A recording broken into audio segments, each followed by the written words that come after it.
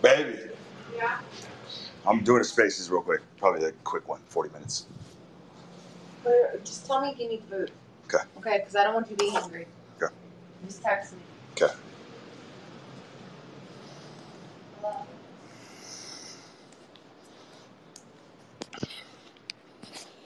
You know exactly what I'm doing over here. Give it like a minute or two.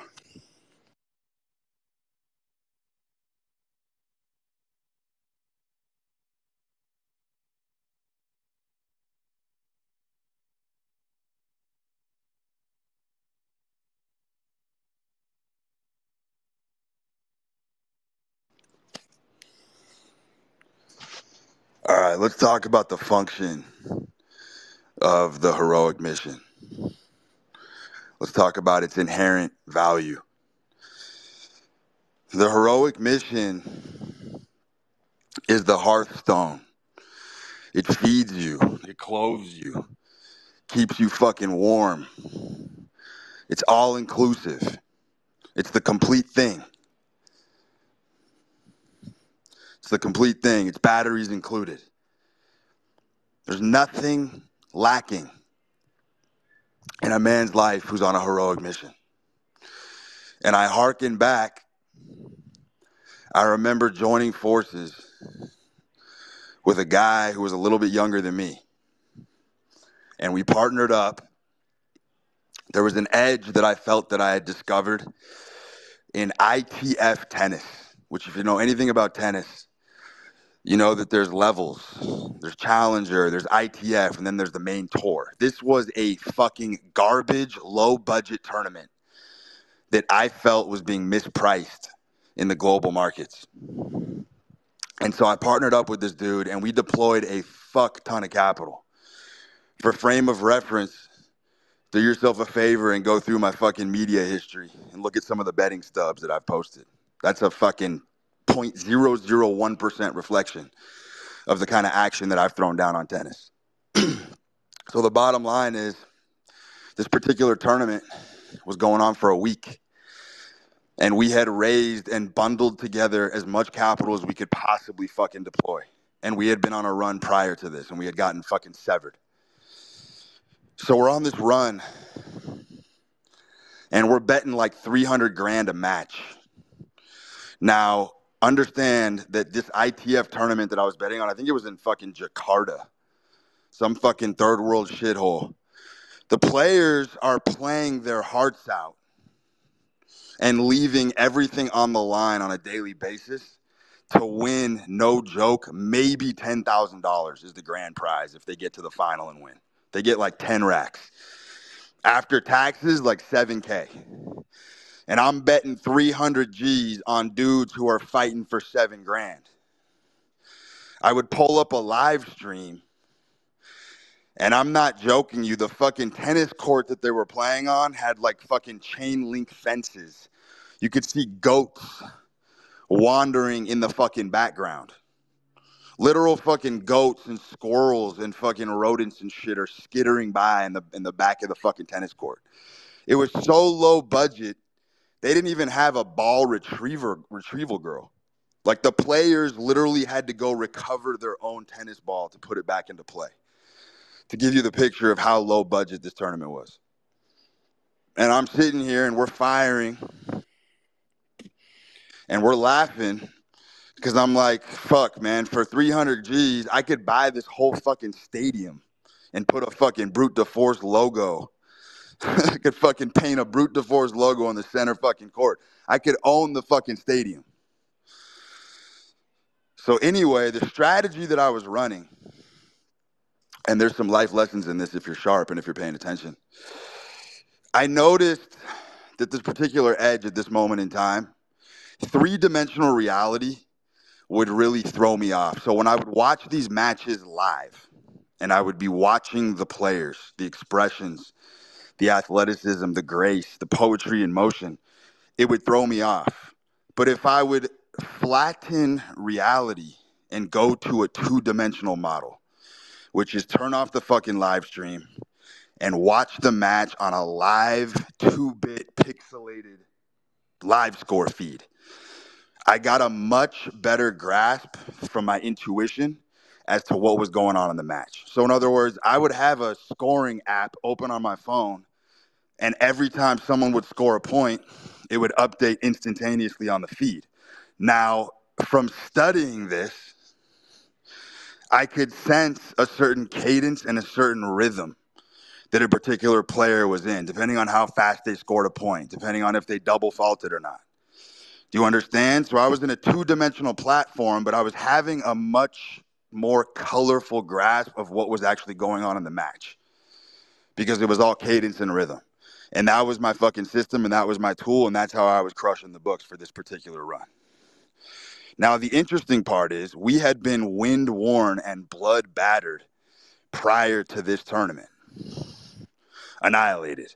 And it had been a couple month-long journey, and we were fucking starving.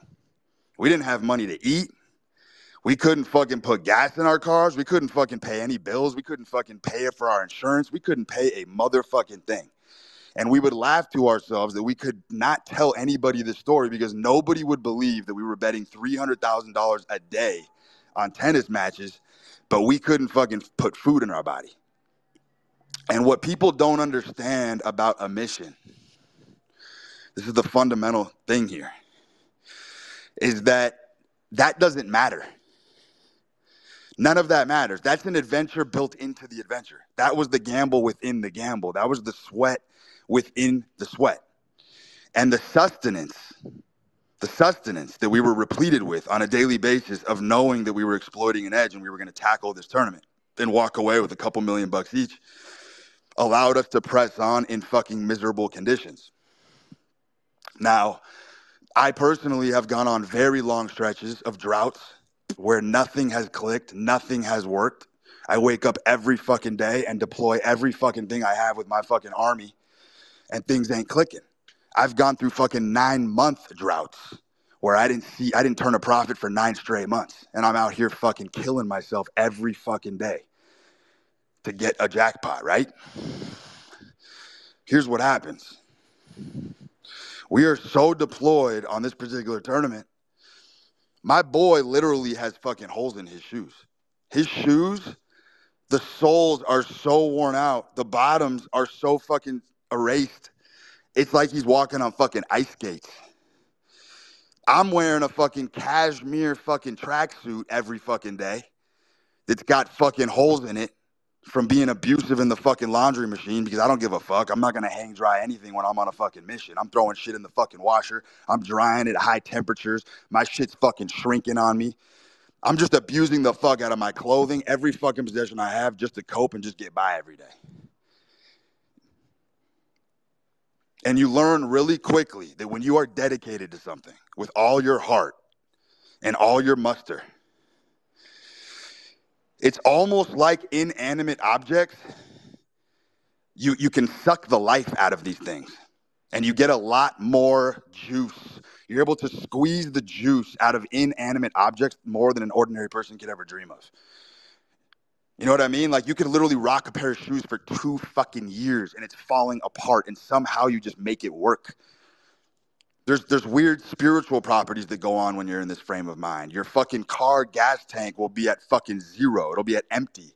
And somehow you become one with the car. And you fucking juice an extra fucking 40, 50 miles out of the 0 on the gas tank. Shit like that. Like you are just soul sucking. You're squeezing the maximum amount of fucking juice out of the properties of the things that you have because you learn to be parsimonious and you learn to be very, very economical with your resources. It becomes a style. It becomes a particular way of just handling physics in dimension, in time and space. And this is what the mission does to you. This is what the mission does to you. And when I see on Twitter, this was my grand epiphany this morning, when I see shit like monk mode being pushed, when I see shit like nofap being pushed, it dawned on me that all of that shit is already pre-factored and it's prefabbed into the mission. The mission contains all of those things that people who don't have a mission are trying to isolate. and trying to remove from the equation. Monk mode is built into any mission. Ask any founder how lean and agile they have to fucking be when they're launching shit off the ground, when they're bootstrapping, when they're committing every fucking resource and every morsel of blood and tear into a project. Ask those motherfuckers how monastic they're living. They're living like monks. You know what I mean? When you're dedicated, when you have your eyes so fucking lasered in on that prize, there's moments in time where you don't even want to talk to a woman. You don't want sex. You don't want fucking any of it. You want to be left the fuck alone until you fucking win. There's your nofap built in. There's your fucking monk mode built in. The mission contains all the constituent components, all these fucking optimizers, all these motherfuckers who are removing these components and isolating them. They don't understand that the mission gives you all of it. It's just going to happen. Even the meditation. There's losses you're going to take. There's liver punches you are going to endure and absorb when you are on a true fucking mission that are going to put you in reticence. Things that will silence you, things that will quiet you, where it literally feels like you are doing pull-ups with a fucking 100-pound weighted vest just to speak a sentence. That's how arduous it gets. That's how difficult some of these projects are to pull off. You will be so fatigued, so fucked up that uttering a sentence, mustering the fucking energy within you to muster vocal tones will feel like you are deadlifting 900 pounds. You're just stunned into silence every fucking day because things are so bizarre when you are in this frame of mind. Now, here's the irony. A man on a mission don't need game because he is the game. You know what I'm saying? Like when I would go in public, disheveled, wearing the same fucking tracksuit I've worn for like a week and a half because I don't give a fuck about laundry. My aura, I am burning so fucking bright. Motherfuckers are fine-tuned. Your common normie, common folk, the elf people, whatever the fuck you want to call them, those motherfuckers are breaking their neck when you walk into a room. When you have this level of dedication and you take a break in your day to run to a coffee shop and grab a fucking espresso, you look at the motherfuckers who know this guy's up to something. And it don't matter how tattered your fucking clothes are. You could pull any fucking bitch from any fucking ecosystem in a heartbeat. Because when you're on a mission and you're focused and you're dominating your own mental space, you literally don't have time to calculate your imperfections. Your insecurities, they disappear. They evanesce. They're donezo. They don't exist. You're not in a self-reflective state where you're tearing yourself down like that. Mentally, you are calibrated and you are dialed in. Therefore, you couldn't give two fucks about any perceived deficits in yourself in that state of mind. Never gonna happen. Never gonna happen. That's why the motherfucker in the hoodie and the fucking sweatpants and the Nikes who's building every fucking day, that motherfucker don't have to put on a fucking suit and do monkey dances to get women. You know what I'm saying? Like, he doesn't have to put on fucking oversized clown shoes. That is game. That's built-in game. When I tell you the mission feeds and clothes you and warms you and gives you love and community, I'm not joking. It's all encompassing. When we were on that run, my boy was sending me photos. He's driving a shit box beater of a car. His windshield was cracked. Fucking a crack from one end to the other fucking end. Looked like the fucking San Andreas fault. And he's sending me photos and we're laughing. We're like, bro, we have millions of dollars deployed right now and we don't give a fuck what we're driving. We don't give a fuck about repairs. We don't give a fuck what our gas tank looks like. We don't even give a fuck if we're hungry. We'll figure it out. We will figure it out. When it's time to eat, we're going to figure it out. But all of that shit comes secondary. It's completely fucking ancillary. And I want to say even tertiary after a certain point.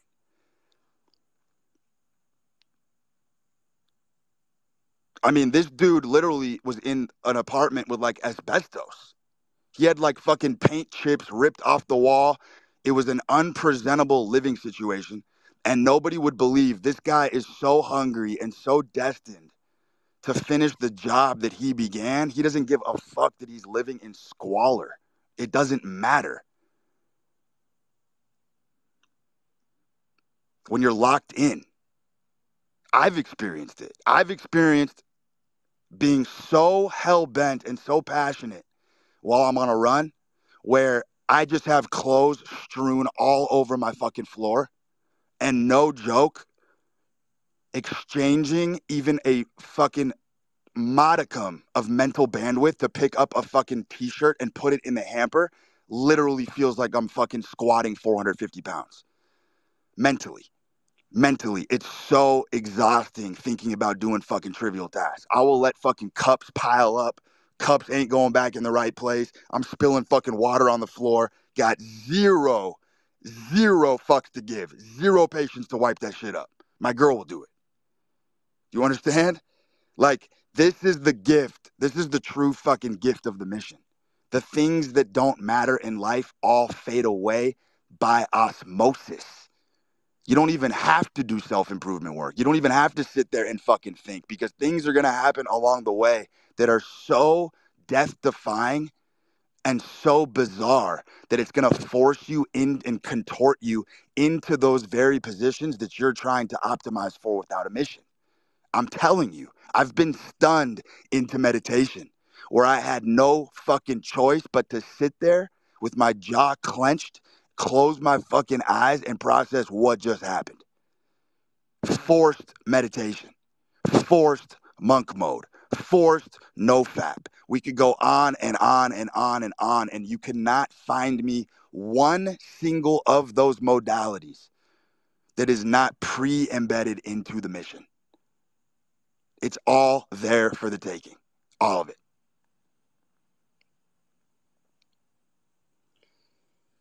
And this perfectly coincides with my essay this morning. Because the people who have an addictive personality, first of all, I want to be very clear, okay?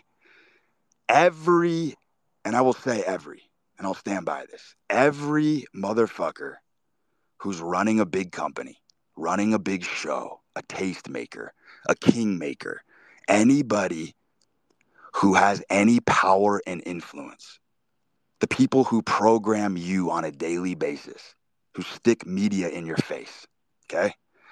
All of those motherfuckers have vices that if you could see under the hood would mortify you, would absolutely mortify you. But the real wisdom, and nobody will tell you this but me, is that all of these people learned through years of cultivation and trial and error how to take their afflictions, put them on their back like a fucking rucksack, and walk up the mountain anyway, in spite of it. And then you come to the Jungian completion, which is that you have integrated your shadow. And now the dark forces in you that were once destructive, that were once destroying your life and tearing you apart at the seams and ravaging your relationships, now becomes your biggest strength. And here's why. That bonfire of energy, for the few of us that are blessed with a very highly addictive personality, you have an energy tap that motherfuckers would kill to have. You have unlimited energy. Unlimited. Because it's the obsession. It grinds your fucking gears. You have to move. You can't sit still. There's no vegetating on the fucking couch. There's no sitting down. There's no laziness there. You might sit down for a 30-second break and your mind is looking for rocks to disinter. You're looking for fucking treasure to unearth. Your brain is going to force you to get up and move around and do things and think in a creative fashion. Do you understand? So here's the thing. If you have an addictive personality, clinicians will despise me for this, but I'm right. You have one shot. You have one option, which is beautiful, right? Because male freedom, men have the most freedom when you give them no choice. That is when a man is most free. It's a paradox. Okay? A man experiences liberty when he has no other choice. You know what I'm saying? Fate is doing willingly that which you must do.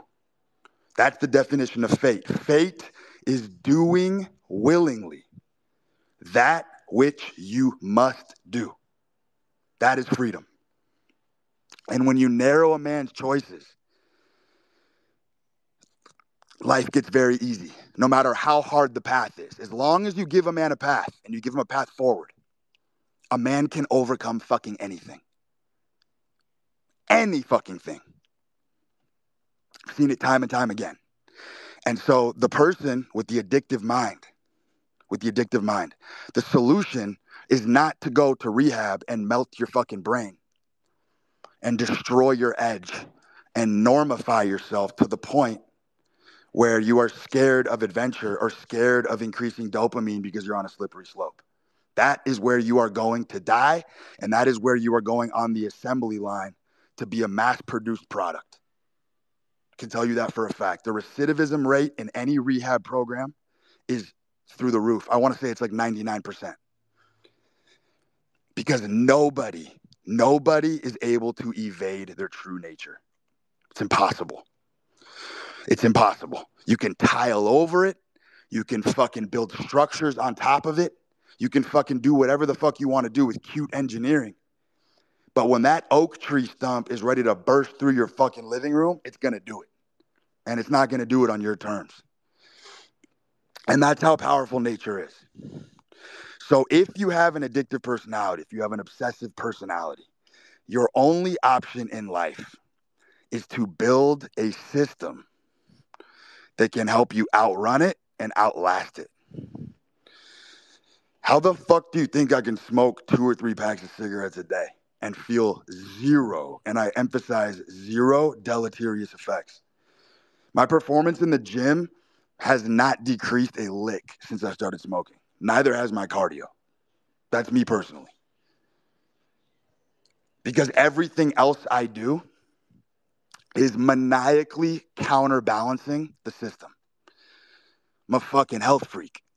The way that I eat, the way that I fucking train, the way that I move, the way that I experience the sun, the way that I breathe fresh air. All of that shit is a counterbalancing force. I can do whatever the fuck I want because of that. Do you understand? So if you have an addictive personality, you have to build a system that is so powerful, so outrageously strong, that it can handle the damage from indulging in the thing that you know that you can't stop doing. And I'm going to tell you something. If something you desire to do is so easy to quit with the flip of a fucking switch, you never had any passion for life anyway. If you can fucking just stop smoking right now, you never enjoyed cigarettes. I'll tell you that right now. You never truly fucking enjoyed cigarettes. And that's a fucking tried example, but let's extrapolate this out. Let's talk about the fucking alcoholic. I said it in the essay, and it deserves expansion because it's a very, very controversial point of view. The alcoholic has to learn how to make the alcohol the reward and not the escape. In other words, he has to shift his entire life to such a cataclysmic magnitude that he is so interjected in the scene. He's so involved. He's the proprietor. He's the proctor of his own journey where there are so many people depending on him. He has to wriggle his way through the hierarchy and has to land himself some sort of CEO, high-paying position where people count on his leadership. Things where things are flying out of midair every day and he's got to fucking troubleshoot because that's going to keep him whip fucking sharp. It's going to keep his eye on the ball. And what happens is, for all of these, and I want to call them this, functional alcoholics, which I dare tell you again, Every motherfucker at the top has some sort of functional, let's call it a functional illness. Okay? Let's call it a functional illness. A functional illness that they have learned through years of pain and hardship how to harness and take the energy out of it. I do not believe that in the male hardware, because look, we all know trauma and pain from an early age gets stored. It clearly gets stored in our mind and body, probably in our tissues as well. But I do not think, after a lot of self-experimentation and talking to other people, I do not believe that that trauma is supposed to be released. I think it's supposed to be harnessed. Really weird shit starts to happen to people when they start releasing this stuff. You know what I mean? Going to Burning Man and start doing fucking weird rituals to try to release their pain. It's it's catastrophic things happen to the psyche. And you guys know what I'm talking about. You will never point me in the direction of someone who has been obsessed with doing self-improvement bullshit. You can never show me that that person's life got any better. There's just no fucking way. They become a mess. They become a complete fucking headcase. 10 out of 10 times. 10 out of 10 fucking times. So the alcoholic has to be so busy, has to create so many fucking forces of energy that are pressing upon him that he has no choice but to kind of fight back and respond and get himself into a toehold of a decent, solid position in life. Even if he has a family, even if he has kids, that extra pressure becomes good. Where these addictions become very dangerous is when people withdraw and estrange themselves from society and then indulge them. That's when they die. That's when they OD. It's when it becomes a secret. It's when it becomes your fucking dirty little secret that you're a fucking alcoholic and you're boozing and hiding it from everybody and you're fucking ducking behind counters and swigging bottles and shit. That's when it gets really fucking ugly. But the guy who owns it, and understands his nature and says, you know what? I genuinely don't believe that I'm ever going to be able to stop doing this, nor do I want to. That motherfucker needs a gigantic fucking life. Elephants, tigers, bears, everything, fucking giant bats. He needs to be flanked every fucking day with a type of pressure where he has to maintain his standing and character in society with people counting on him. And that will not dissipate the energy of drinking. But what it will do is when he comes home and he accomplished everything that he was supposed to accomplish for the day, that motherfucker can afford to booze. He can afford to booze at that point because it's now the reward and not the escape. Do you understand? So he's built a system. He's built a reputation. He's built an entire modality of living that's allowing him to outrun the craving. That's how it actually works at the top. When people talk about functional alcoholics, functional fucking cokeheads, this is what's going on. These motherfuckers never went to therapy. They never fucking went to Burning Man. They never did fucking release work. They zoomed in on the picture and they threw it on their fucking shoulders like a rucksack and they walked up the mountain anyway. And they became a smashing fucking success because of it. Because this is parochial wisdom. You cannot deny your own nature. It's never going to happen. You know, this was a silly fucking comedic story to some, but to me it was fucking serious. I remember that fucking post on Twitter. There was an old man who was dingy as fuck. I believe he hadn't showered in like 50 years or some shit. And he was covered in fucking mud and filth and dross. And they showed a picture of him. And this motherfucker was literally fucking caked. It looked like he was fucking caked in fucking fudge. And somebody bathed him. Somebody gave him the opportunity to bathe or shower. I forget how the fucking story ended. But the bottom line is the motherfucker showered and died the next day. He died the next day. They killed the motherfucker because he stopped leaning into his nature. That's actually the moral of that fucking story. The moral of that fucking story is that motherfucker probably had a good 10 more years in him. doing shit the way he was doing it. And the motherfucker folded one day, forgot who he was, took a fucking bath, and fucking croaked. Now, that story is fucking funny on some level. But at the same time, the lesson there, that's not a fucking coincidence. Like, it doesn't take a rocket scientist to understand what really happened there. It just doesn't. Like, that's as real of an example as you could possibly see. I mean, look, the most apt metaphor for the mission stuff is the captain going down with the ship. The captain going down with the ship. And if you know anything about the captain's archetype, the captain finds a holistic connection with the ship and the way that it's being run. And when they say going down with the ship, that was a true thing. But that fucking metaphor also rises out of an era where you have to understand that the completion of building a ship and everything that it took to run a ship at that time was rare. You know what I mean? Like, it was a feat just to be able to assemble a fucking fleet of voyagers and fucking take a trip on the great open sea.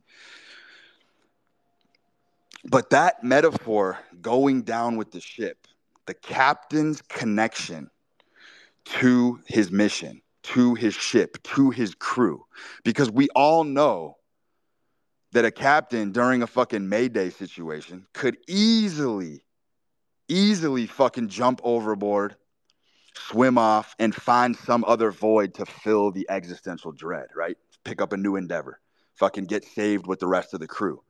But this motherfucker is so holistically connected to the process of sailing, of being a voyager, of being a visionary, of leading his crew, that he realizes there's nothing that can replace that connection.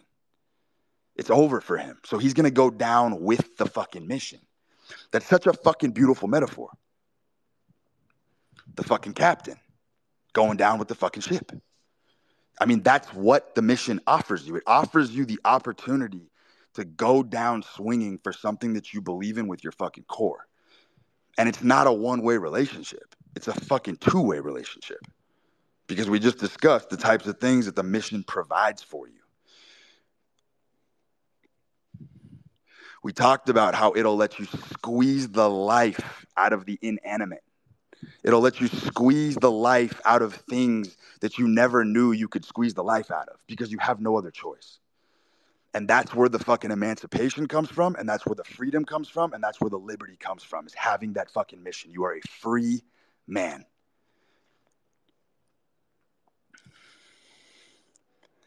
You know, people asked me, one of the biggest questions that I've gotten recently is people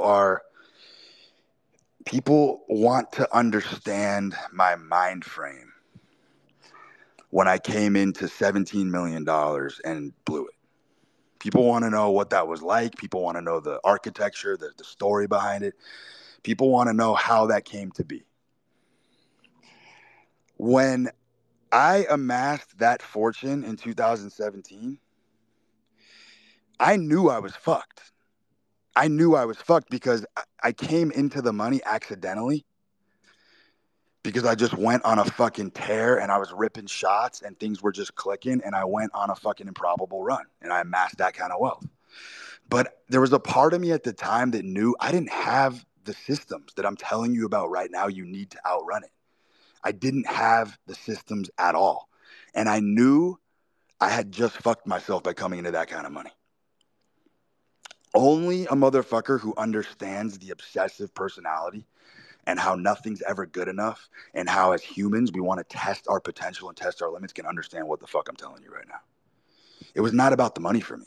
It's that I knew that I was going to go for 100 mil. I knew it wasn't good enough. I knew it wasn't fucking good enough for me. And if the average person came into that kind of money, they would be doing everything in their fucking power to safeguard it and safekeep it. They would feel like they beat the game of life. They can rest on their laurels. For me, it was the opposite.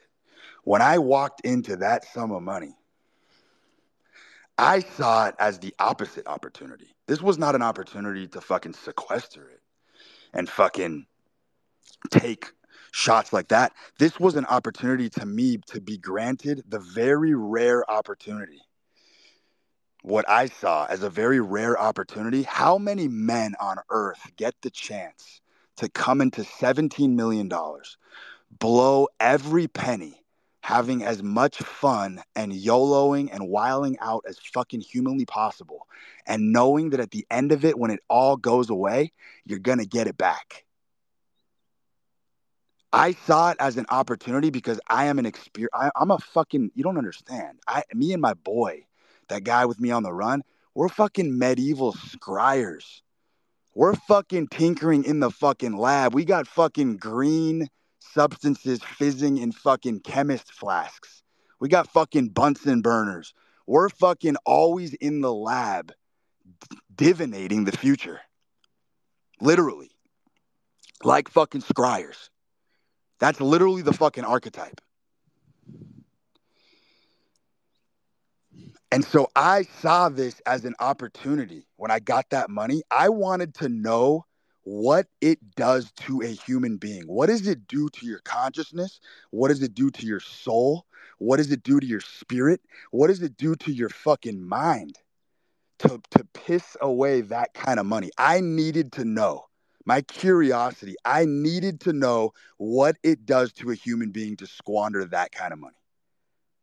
And so I was completely fearless, completely fearless. I burned that 17 M's in 6 months, torched all of it, spent every fucking penny, betting $1 million a game, fucking betting $500,000 on each hand of baccarat, buying the craziest whips. Listen to me. I've driven all the best whips on the planet. I've lived in the nicest homes you can possibly fucking fathom.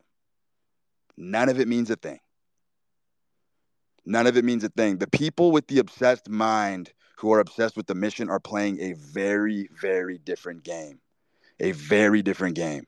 We are here to enhance and understand humanity, the human spirit, and we are here to go to hell to extract the nuggets of fucking wisdom that we can pass on to our children. That's what we're here to do.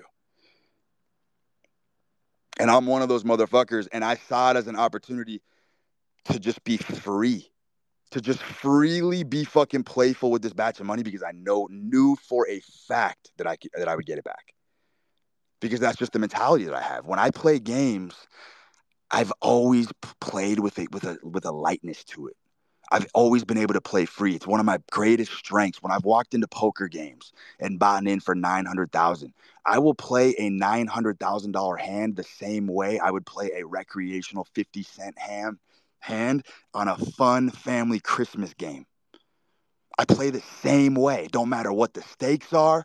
Doesn't matter if it's more pressure. I play the same way. The fundamentals of the game never fucking change for me.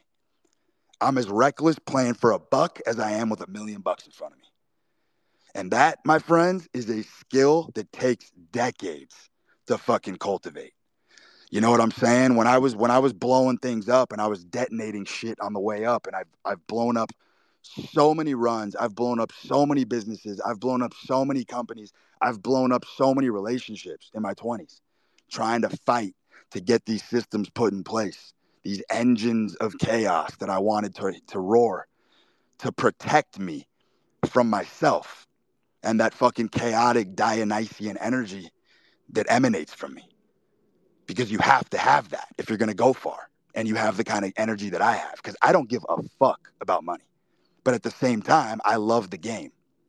So the money, to me, is a demonstration of competence. That's all it is. Just a demonstration of fucking competence. And so when I went through that process of losing that money and spending as freely and as wickedly as I possibly could, I told you guys, I experienced zero identity or swagger change with the 17 mil or without it. When I torched everything, I was the same guy. Just as fucking vivacious, just as fucking passionate. I didn't fucking take any hits or any dings or any dents to my identity. Because I had already chosen the lifestyle that I wanted to live prior to coming into the money. And nobody could take that from me. I always had that freedom and flexibility. So for me, I was able to just play freely, take my shots. Obviously, I wasn't trying to lose. But my point was, I was taking shots with that kind of money where I didn't give a fuck if I did or didn't. You know what I mean? And like, there's all you can fucking play with this as a thinking experiment every which way possible. You can treat it like a fucking Rubik's Cube. Could I have given fucking 5 million of it to my best friend and had him fucking safe keep it for me and tell him, don't let me touch it for 3 years so you have something if you lose, blah, blah. Like, we can go through all these different fucking scenarios of protective models. But the bottom line is, I'm the type of motherfucker where if I gave a buddy of mine 5 million to hang on to and he didn't fucking give it back when I needed it, it would destroy the relationship. Relationship would be torched. It'd be toast. I don't know. I cannot hold myself to an agreement that I'm not going to touch this money for 3 years. I don't know what's going to come up. I don't know what fucking scratches that I have to itch in the coming days. I don't know what I want to do. So I could never make that commitment. And that's why I did not stick that money in safety vehicles to protect myself. Because I'm staying true to my spirit and I'm staying true to myself. I knew it would absolutely contaminate the fabric and integrity of my relationships with my boys. So I had to fucking put it on my own shoulders and be responsible for facing and staring down that loss. And it was nothing, by the way. Not as crazy as you think. People who have their identity wrapped up in money and status and shit, like if that's the type of shit that gets your rocks off and makes you feel like a bad boy, more power to you. Never did for me. I've tried it every which way possible. I've beaten the game several fucking times and then gone back down the mountain and reset and started again to see what other little fucking angles I can find in the human condition. That's just who I am. I'm a fucking tinkerer. You know what I mean? Like, I could have retired several fucking times. You motherfuckers never would have known my name or known my existence if I fucking safeguarded that 17 amps. I probably never would have made my debut on Twitter.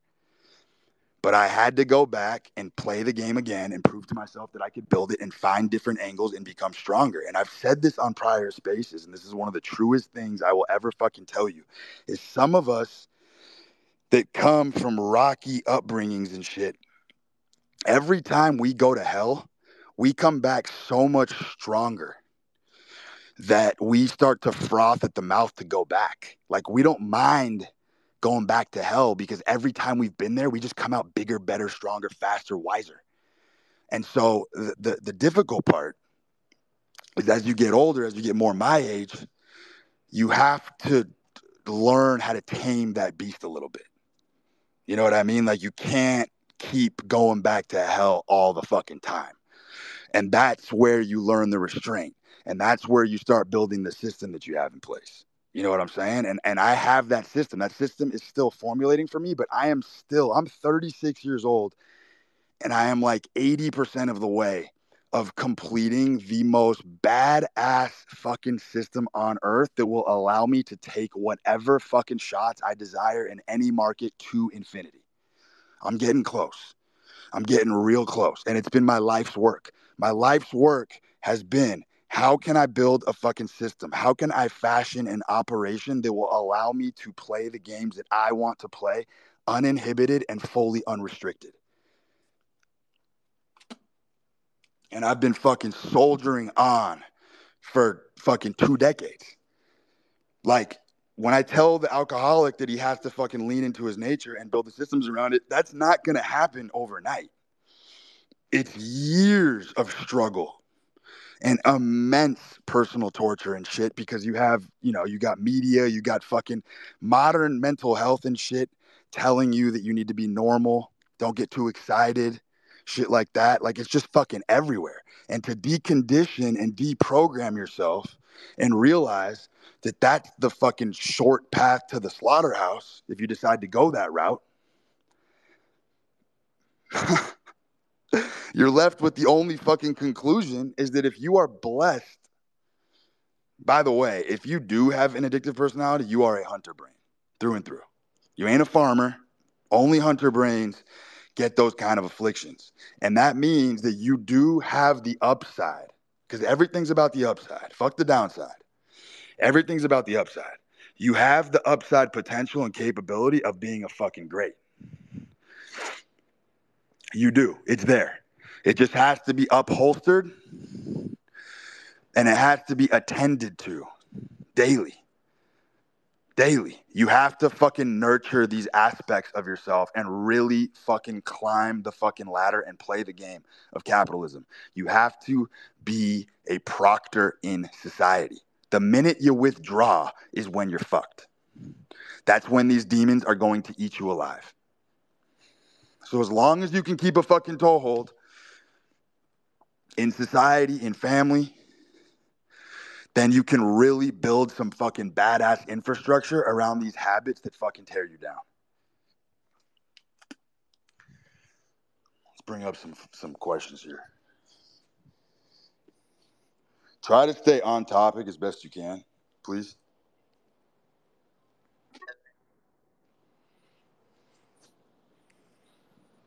What's up, Zachy? What's up? I wanted to ask with the 17 million that you squandered, do you Yeah. think there comes any kind of disgust as well? Because for me, hearing it, like to get 17 million, as you were saying, then to just to try and save it all, that kind of disgusts me because it kind of brings a sense of that defines you. Then you have 17 million now, everything in your life has to change. Did that ever disgust you, or was it completely different? Yeah, I mean, that's a good question. Look, dude, I think. Hold on, I'm rolling a cig again.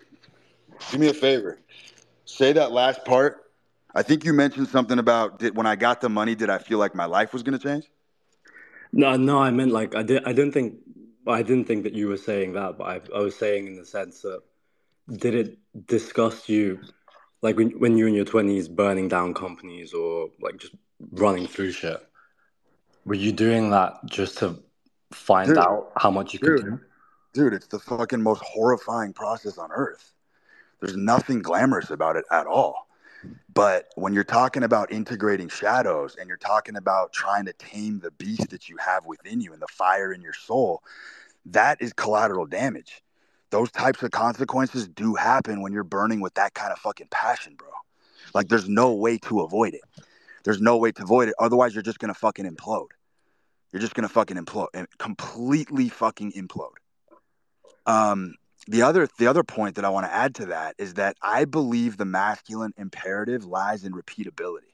Okay, I believe the true demonstration of competence for men is establishing the fact that if you have done something before, you can do it again. I think that is what actually demarcates the men from the boys. In other words, if an athlete can win a championship, can you fucking come back and win it again? My case is similar.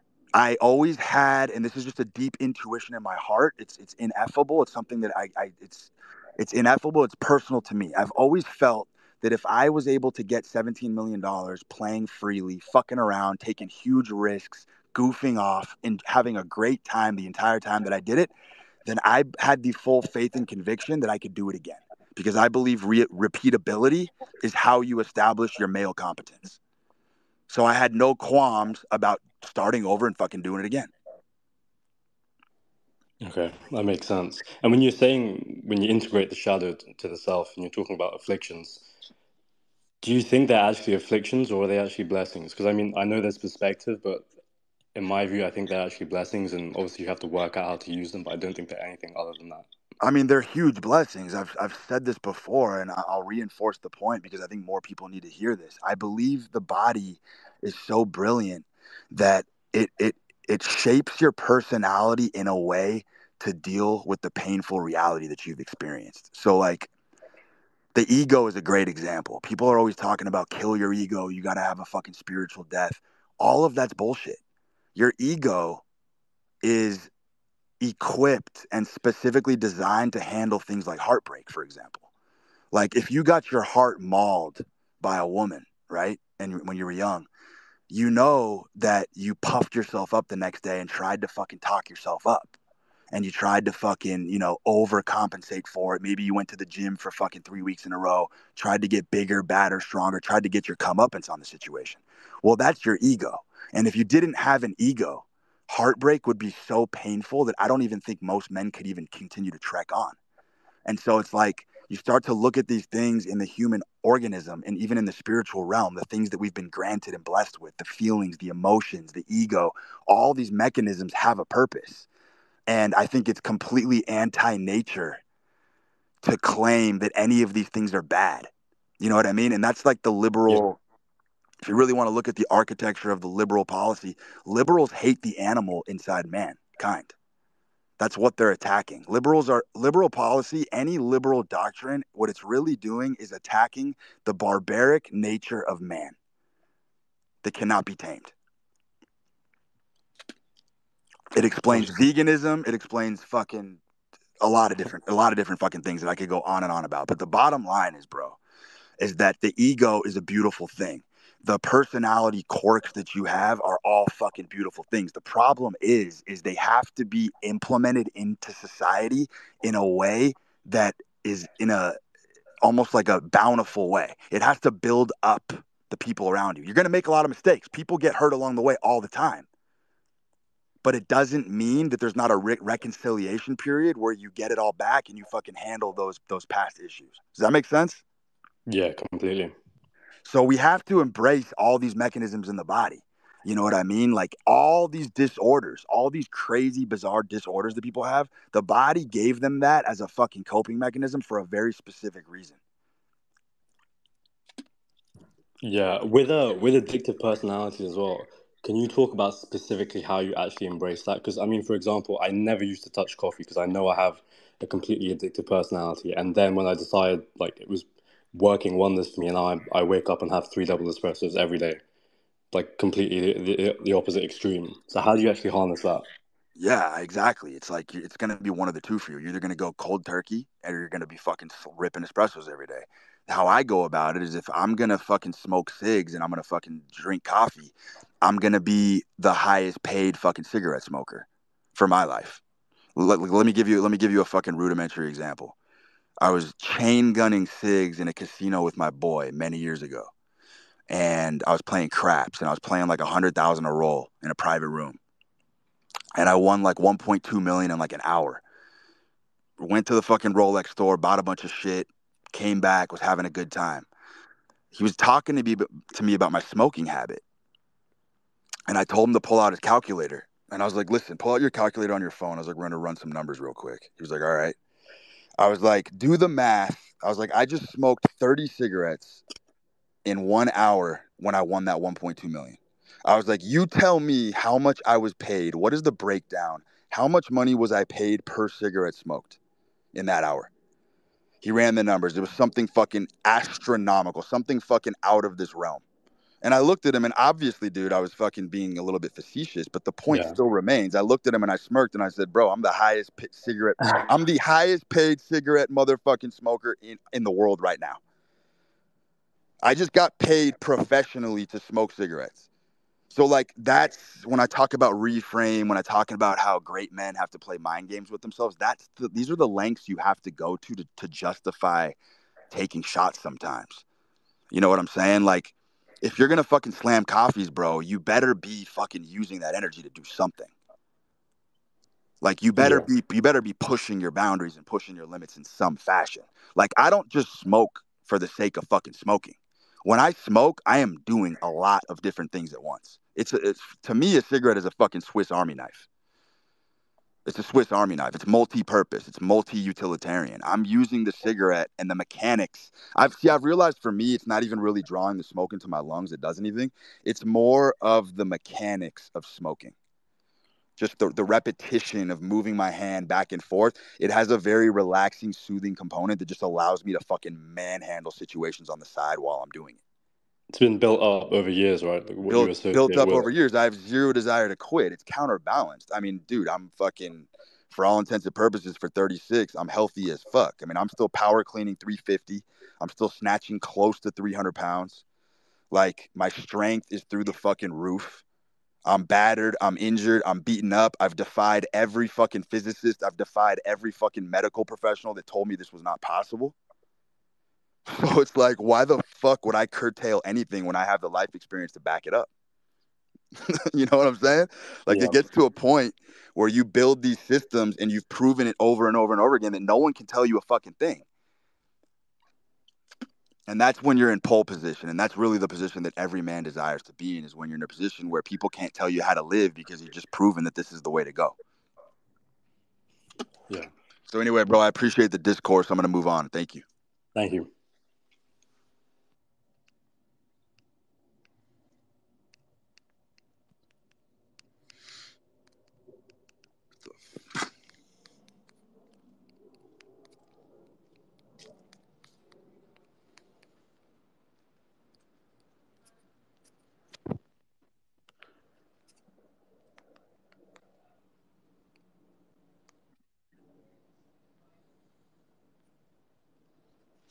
Yo, pack run. Hey, can you hear me? Yeah, what's up, bro? Yeah, so on the topic of addiction, do you think, well, I personally think every man is addicted to sex. And also, like, because every man is addicted to sex, it powers them to do just great things. How do you feel about that? Dude, 100%. I had a tweet a couple weeks ago that I stand by. I said, the most hyper successful people I know have one of two qualities. Literally, I've narrowed it down. It's either a horrible depression that they have, so they sort of wear a costume and a veneer over it, and that propels them to do prolific things, or extreme levels of horniness. Horniness towards women channeled in the proper direction builds fucking empires, dude. It just does. I mean, we can make the argument that all energy is sexual energy, and it just depends on where you put it. But the common denominator from all hyper high achieving motherfuckers that I know is extreme fucking horniness, for sure. Libido. I Facts. I agree. think, Now, here's the um, deal. Here's the deal. We live in a world now where men are obsessed with sex, but they don't have the libido or the drive to go get it. And that's fucking hell on earth. Like, definitely. yeah, I also think they're not channeling that energy through guilt. And I think that's pretty much paramount in any addiction you have. Like, you're guilty about it, so you're not exactly. channeling the It's a dogging. secret. Correct. It becomes a secret. It becomes a shameful thing that people repress over and over and over again. And then you develop sort of this dissociated personality where you start blocking it out and pretending it doesn't exist. And that's when the tigers and the wolves and the jackals within you start to fucking eat you alive. They start to eat the carrion of your own fucking body. 100 fucking percent. That's why I said the people who are high achieving with these quote unquote afflictions, they have learned to own and embrace them and see them as friendly deities. That's the only really way to sort of reframe it. And then once you learn to overpower these things and develop a lot of other parts of your personality, it actually becomes rather easy to manage. It becomes easy for these guys. Like these people who were raging alcoholics in their 20s and they got blackout drunk and maybe they fucking got scathed by the long arm of the law sometimes and maybe got a fucking DUI. A lot of those people didn't stop drinking. They just simply built a system, like I said, that helped them outlast it. And now, 10 years later, they still drink, but they've just figured out through so much trial and error how to just kind of incorporate it into the overstructure of their life and make it work. And it's brutal. It's the literally the hardest thing a human being could do because it's like trying to contain a raging forest fire. You know what I mean? Like the addictive personality, it's not a lighter. It's not a lighter with butane that you can fucking flick on and off. It's a raging forest fire is what it is. But it's within you. And so you have to utilize it or it's just going to fucking burn you to a crisp.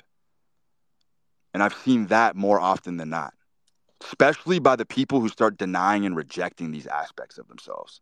Like I said, once it becomes a secret and you're trying to hide it from everybody, you're playing a very, very dangerous game. Way more dangerous than the guy who's like, fuck it. This is my makeup. This is my genetics. This is literally who the fuck I am. I'm going to own this shit and I'm going to fucking push this thing to the fucking brink. I respect that guy. I respect the fuck out of that guy. Thank you. Yeah, appreciate it.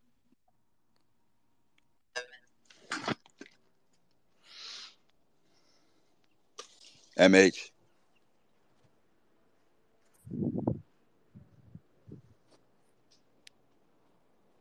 Can't hear you. All right.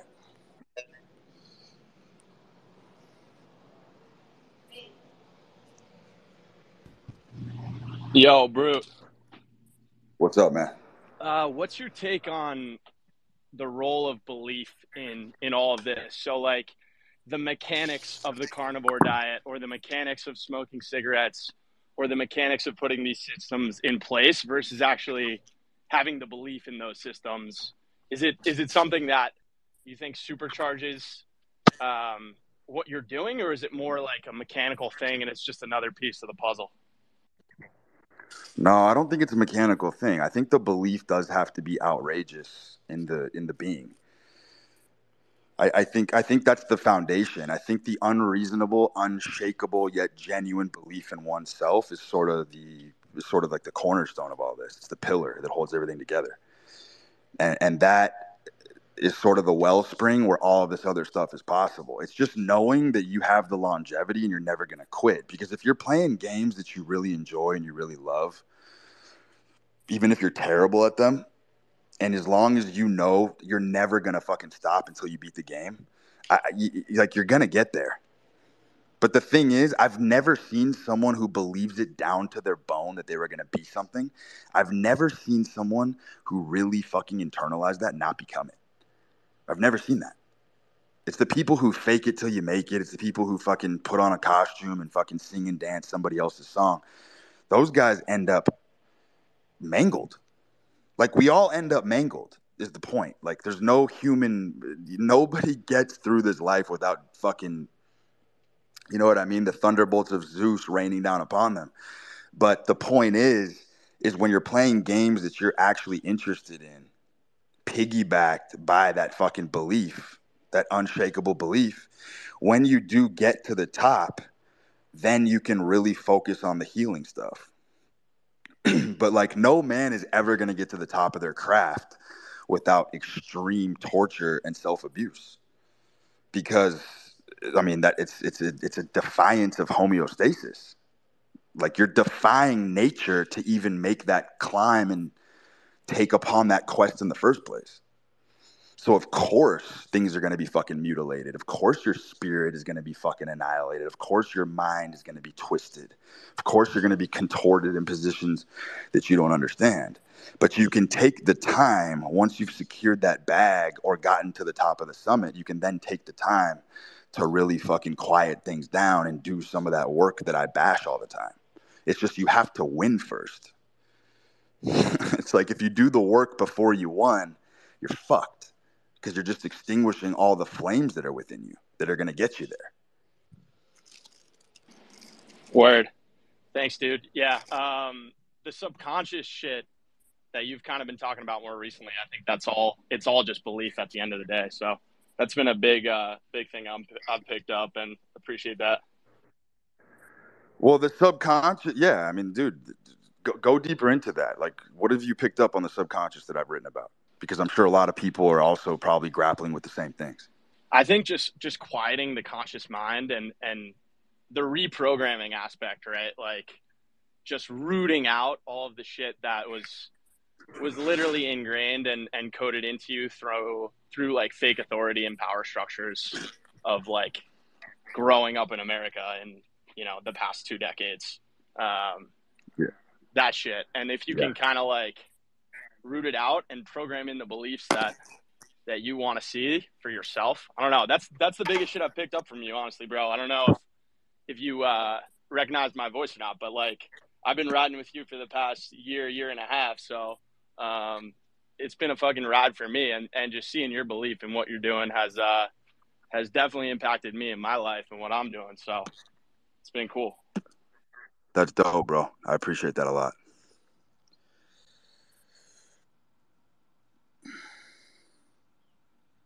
Give us real quick before I move on. Give me the biggest lesson outside of the subconscious stuff. Give me the biggest lesson that you've learned working with me. This is all unscripted, off the cuff, by the way, fellas. This is completely, you are hearing a live, basically, interview. Yeah, it was me, one Luke. you kind of talked about recently that was like completely hit home. It's your FICO score is, who can you call at fucking 2 a.m. Because I mean, I was in a heavy hole right along with you, and I was fucking pulling shit out of my ass all summer last summer to just keep us alive. And like the amount of fucking friends of friends and phone calls that I was able to make to pull shit out of thin air. And you didn't even know that shit existed at the time. Yeah, exactly. No, but it's just given me much more confidence to go out in my own ventures and just be able to pick up the fucking phone, honestly. Fuck yeah, brother. I appreciate that input a lot, man.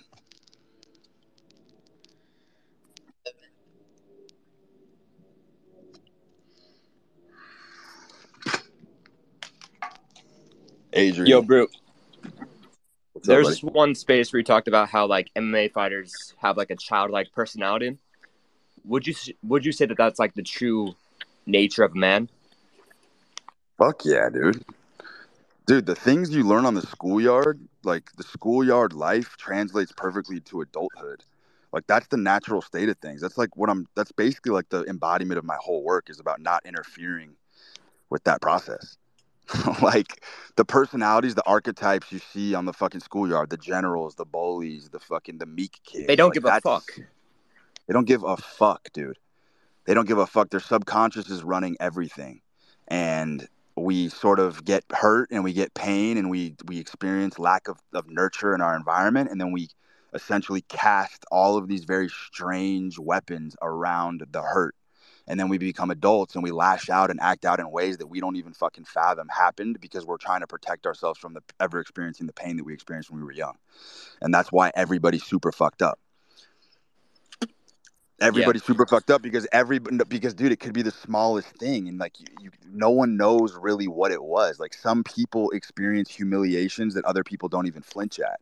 And then a guy gets rejected by a girl and now he's got to be the biggest Casanova the world has ever fucking seen. He's got to conquer every fucking digit. He's got to fucking bag every fucking chick the rest of his life to get vengeance over that. And it's like, dude, we see these phenomenons all over fucking nature. It's incredible. It's really incredible 100%. how the body responds to pain and what the body will gift you, the strength that it'll gift you to push through, the bounties, the fucking personality traits that will just all of a sudden be instilled in you to fucking push through the mud. It's fucking extraordinary. But most people see these as evil things. People actually walk around the world thinking the ego is a bad thing. It's like how you're rejecting your own body. You're rejecting your own makeup. You're rejecting humanity. Like, what the fuck is that? You have to like integrate it into your like actual like spirit. So like you have to like have the ego as like it's your main like ambition self kind of, but you have to like integrate it too. Well, yeah, I mean, it inflates you. But look at the animal kingdom. I mean, weak animals inflate themselves all the time to ward off predators, right? We got fucking fish in the sea that fucking puff up to look bigger than they are. You got all sorts of organisms and life forms are using puffery and fucking defense adaptations to ward off predators. Humans are no fucking different. I mean, the body will instill random fucking forces in you to ward off potential threats and fucking predators. It's like, you got to look at the fucking animal kingdom. It's all there.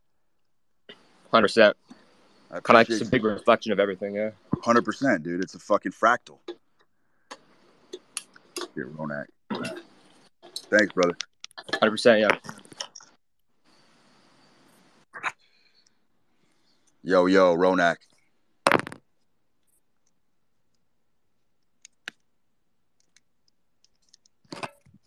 Ronak. Hey, bro. Appreciate your content. Can you hear me? Yep. Just wanted to know your thoughts on like the lone wolf mentality and like can you just like in today's age could you just get it all by yourself, or do you believe in the concept of like building a network and building a team? No, so you cannot do it by yourself. That's a veritable fact. However, there is a phase in a young man's life where I do think the lone wolf archetype is very valid. And that's when he's going into that deconditioning process, removing the interior voices of influence in his head, figuring himself out, figuring out his life, redirecting these energies. And then once he goes off and leaves the nest and proves to himself that he can stand on his own 2 feet and fend for himself, sink or swim, provide a living for himself, put food in his own mouth without fucking parental supervision, parental help, anybody else's help, that's when he can reintegrate back into society. But until a man can prove and go out there and tussle and go toe to toe with these forces and figure that shit out, I do think that period of solace, because that's a popular thing on this side of Twitter, right? Guys talk about solace and solitude, and that's where you kind of find yourself. That is true to a large degree. But the thing is, once you figure that out, you do absolutely have to come back and integrate into society. If you just stay lone wolf forever, you end up a complete fucking weirdo. Like, I could name 100 examples right now. I'm not going to. No, I understand. Appreciate you, Brute. Yep.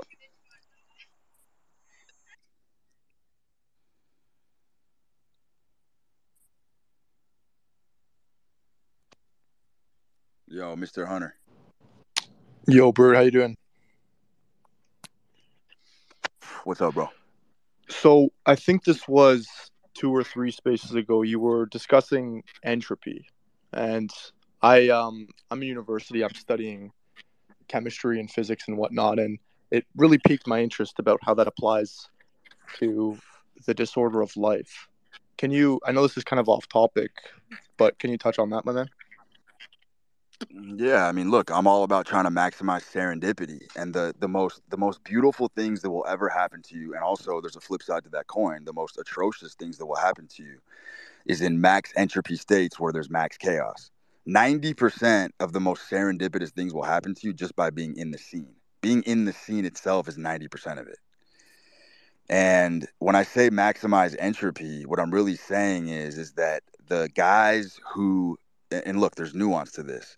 The guys who need all this structure and discipline to carry out their daily goals, they lose to the guy who can lord over chaos every fucking day of the week.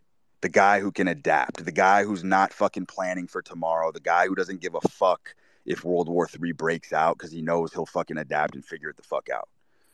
That guy always wins. Always. Through and through. And if we're talking about quality of life here, which we are, because that's sort of like the seminal, it's sort of like the germinal aspect of my work is about quality of life, not necessarily the figures in the bank, not necessarily the accomplishments, but it's just more about juice and quality of life and experiencing things that ordinary people don't experience, then that's the situation that you want to be in. Look, university is a great example. All the best students that I know, the post-prominent debauchers, like the problem with nerds and the problems with guys who go to school and kind of miss out on a lot of life experience is they've never experienced debauchery. And any of the smartest people that I know, even the exceptional students who did experience debauchery, they choose the life of the senses over the life of mind every time.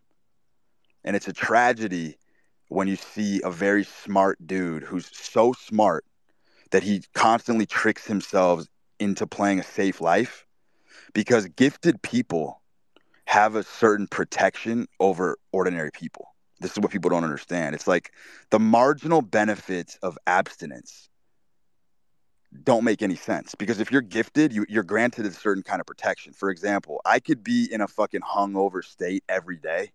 Literally, I know this about myself. I could fucking drink every day if I really wanted to and be hungover daily, and I would still run laps around 95% of people.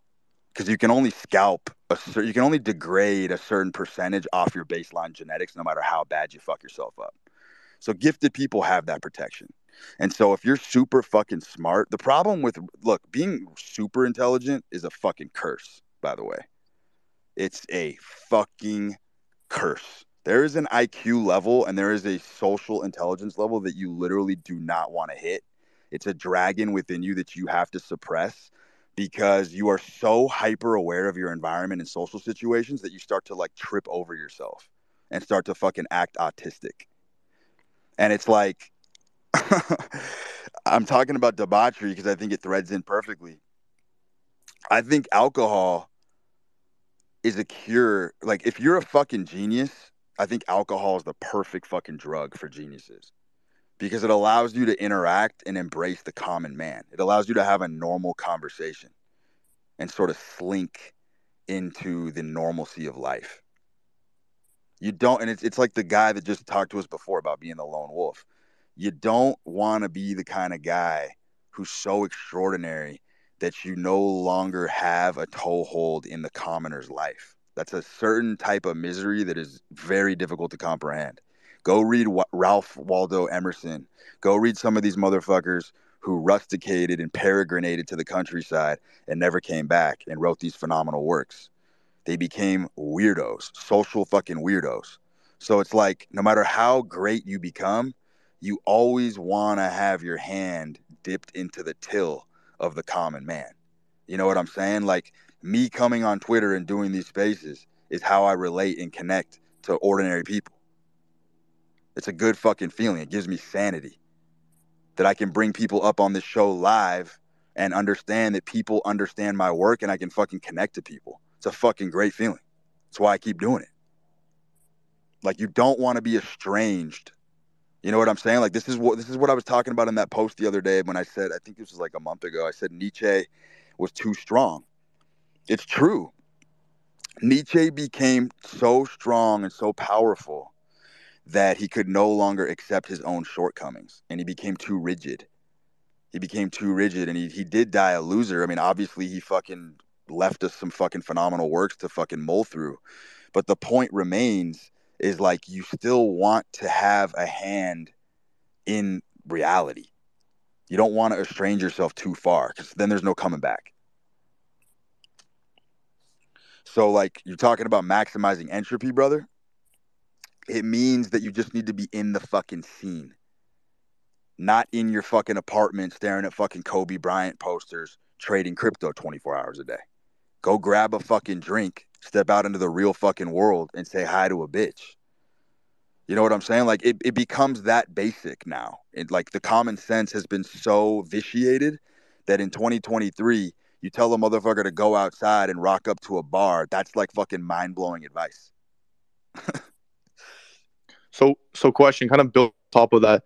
Do you think that, so the term "you don't know what you don't know," like, in terms of entropy, like, is that the reason why you would increase entropy, so that you get new factors, new cofactors, new things introduced into your life that you wouldn't have in that normal day-to-day? Exactly. You wouldn't be able to seize that particular opportunity. Like, the way I live is so free flowing. I'm so free every day. I'm swinging sort of effortlessly, but I'm also trying. It's paradoxical. I put in a lot of effort, but everything that I do is also lighthearted. It's fun. I don't do anything that's not enjoyment. And so it's like, the opportunities that I see and that I'm able to find these different angles comes from just having that free flowing identity. So, like, things will happen to me that an ordinary person could never fucking comprehend, but it's because I give myself an opportunity to get lucky every day. Most people never give themselves an opportunity to get lucky ever.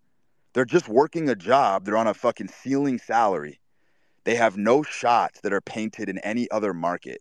They have 0.0% chance of anything overwhelmingly spectacular happening to them. And I'm the opposite. My day-to-day is kind of brutal because I don't have a lot of fucking stability or infrastructure, but my upside is unreal. Like, extraordinary things can happen to me on a daily basis because of the way I live. I get the weirdest deals come across my desk, the weirdest fucking partnerships, the fucking craziest fucking deals, the craziest sums of money will fall into my lap because I'm just carelessly in this sort of Zen state, just kind of flowing with shit. I don't take things too seriously.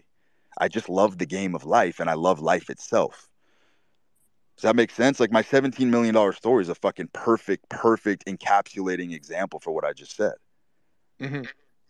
So do you think that there's a cap? Do you think that there's a cap then if you take, like, the Jordan Peterson approach and you make everything completely orderly and you just try to win through order, just specifically speaking in sense of business? Like, a lot of people do have success with that, but do you think that there's a cap to that? Well, they have success in the sense that they have the stability of finances. Like, they're never going to go broke. But here's the thing. They're never going to go broke, but they also ain't ever going to have an orgy with 3 art hoes. You know what I'm saying? So it's like you're handicapped on a whole other spectrum of life. Whereas the guy who's in free fall and doesn't really give a fuck wins more often than not, but his wins are much greater. His losses are also greater too, though. You know what I'm saying? But like me being willing to torch the 17 M's allowed me the freedom to go make it back rather easily. Like I've hit close to that number a couple times along the way. Like it's just been an ebb and flow. I just kind of undulate with life, and I just kind of have eased my way into everything that I do. Does that make sense? Mm-hmm.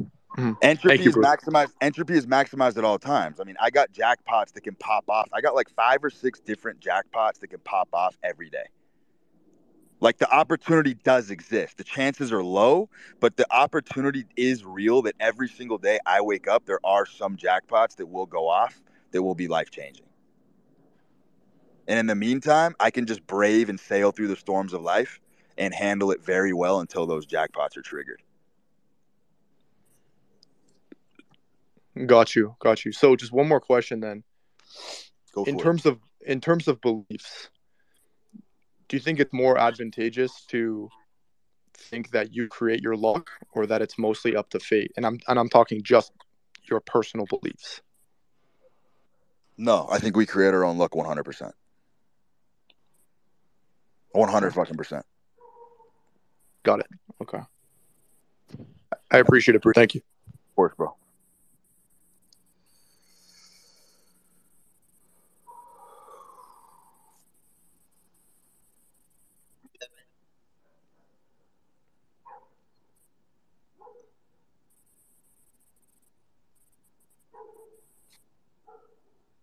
Yo, KB 2.0. What's going on?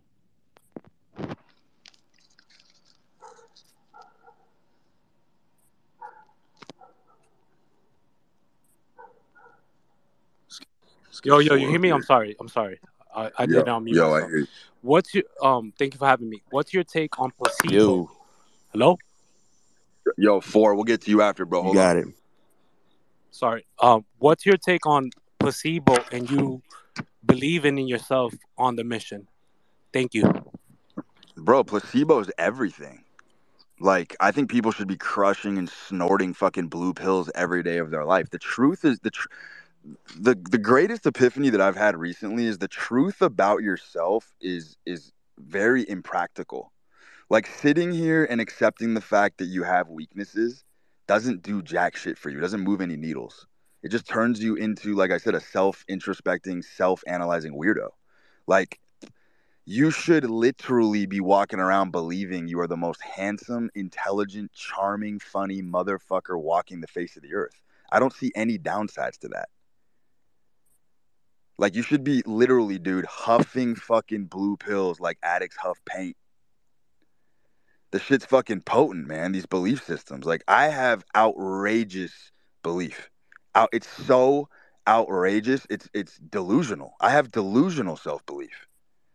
Because I never have a plan. I never know how I'm going to get things done.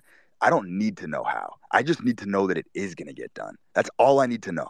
As long as I know that I am going to get something done, I don't need to know how it's going to happen. I'm just going to fucking live my life, and I'm going to pounce the very fucking minute that I perceive that opportunity is presenting itself.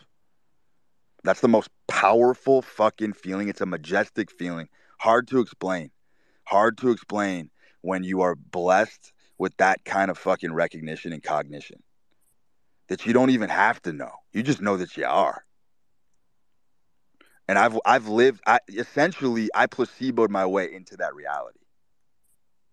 Because I've never known how I was going to pull off my greatest tricks. I never had a fucking clue. I didn't even have, like, people would say, okay, so what's your plan? How are you going to get out of this? How are you going to fucking go on the next run? How are you going to fucking recapitalize, et cetera? I'm like, dude, I don't fucking know. But I just know that I am. And if you give me enough time, I'm going to show you the fucking ninth wonder of the world. And it's happened every time. I have so much experience and fucking evidence stacked up to prove that that's happened. So I don't need a different fucking universal model. That's a great question. 4, what's up, bro? All right. Yo. What's good, brother, man? Hope you're having a good night. Quick question. Fuck it, let me run it down real quick. First popped off my head when you said it's really about fucking your own head, bro. So I'd have days where my past was so nuts that some days I'm going through the day like, dog, telling myself practically, yo, you almost fucking died. You can get through this day. So where I'm at now is I'm busting my ass 2 jobs. I'm training my ass off while at the same time I'm a fucking opiate addict through and through, drinking, alcohol. So my question is, I know this shit, there's no end in sight, and I'm cool with that. I'm not going to give up. But the question is, what's the fucking right move to take between these 2 bullshit jobs and just keep carrying on? Or there is no fucking right step, is it? No, there is a right step. You have to set the bar higher as far as like your actual status in society has to be higher so that you have something to protect. The problem with most addicts, bro, is they don't have a life that's worth protecting. They haven't True. really built anything. They haven't built anything for themselves, so that they can just hit the reset button every fucking day and they're like, fuck it. You just get the fuck Facts. out. Yeah, I've been you're right. going to from level 1 to level 4 Yeah, and brother, saying don't fuck it, level brother, 1. Yeah. When I'm talking, you're not talking. The deal is that like when you hit that button, that reset button every day, and you're like, fuck, I'm not making any progress. Let's just go back to 0 every fucking day. That's the fucking sickness. That's the fucking sickness. So it's like you have to use that energy to get to a higher fucking status point than you are, where you actually have something worth protecting that you can hold on to, where it's not fucking cute anymore to hit the reset button because there's too much on the line. That's the only fucking way to orchestrate it. You know what I mean? It's like for me, I got a fucking kid to feed. I got mouths to feed. I got fucking child support. I have a huge life. I have a lot of people that count on me. I have fucking debts to pay. I have a lot of shit that's on my plate. And that's what keeps me fucking centered. And that's what keeps me alive every fucking day, is knowing that there's people counting on me. I can't afford to hit the reset button. You know what I mean? This isn't a game of Sims where you can take that fucking white glove and just start fucking erasing cities. So I have more on my plate, essentially. More true stakes that can give you pride and ownership in fucking taking care of other people, man. Yeah. Like you cannot go far in this life if you do not give back to people. You have to feed your own people. You have to fucking take care of anybody who's ever believed in you, man. That is literally the fucking solution to most people's problems. And the only way you can do that is to fucking steer yourself in a direction where you have a little bit more financial power and more power to make that happen. Like, you don't have a choice, brother. You have to climb to that level or you're going to fucking kill yourself.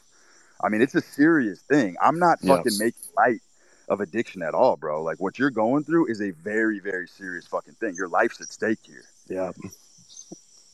It is. And it's really at a point where, like you said, not giving a fuck about yourself to a point where it has to be other people, which definitely is the truth. I have to put those people first, or else I don't care about me enough to fucking go as hard as possible. So I see that angle for sure. Exactly, bro. I mean, it's about scaling. Like, you have to play the game of capitalism. It's that simple. You have to gain power over your local domain, and you have to get yourself in a financial position where you can start making moves. That is the only fucking answer.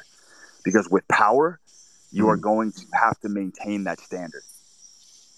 Right. The disgust of going down another rung on the ladder is going to make you fucking sick. Truly. So you have to get something to lose. If I have nothing to lose, it's like, who gives a shit? Like you said, reset. Definitely can relate to that. Yeah, your life's a video game right now, bro. You can just fucking fuck it up every day if you want to, and nothing's gonna change. It's like you're the same guy you always were. Yeah, true. But it gets worse. It gets worse because then everyone's like, fuck, this guy's in his 30s, he's still making the same mistakes, and then everybody walks away from you, and then that shame of being alienated drives you deeper into the fucking opiates. Yeah, it's not cute. That's where it gets spooky. It's like, dude, it's cute when you're 19 years old and you're digging holes for yourself. People will bail you out. But when you're 30 years old and you're in the same fucking hole year after year, it ain't cute anymore. Right. And so what I'm getting from this brute is to set a bigger goal, because pussy came good to me, women, no issues, great shape, strong as shit. And so I'm thinking I already won. You know what I mean? But in reality, it's setting that bigger goal that I can take care of the family and whoever else needs it. Exactly, because you're going to ricochet a lot of that energy to engage in self-harm. You're going to ricochet that energy into something that you can actually start to take pride in. You know what I mean? It becomes an esteemable act. Right. It becomes an esteemable act to watch your creations come to life. Mm-hmm. Cool, man. So yeah, bro. That's I appreciate you being so raw. Cool. Hey, take care, bro. I'll see you. Yep. All right.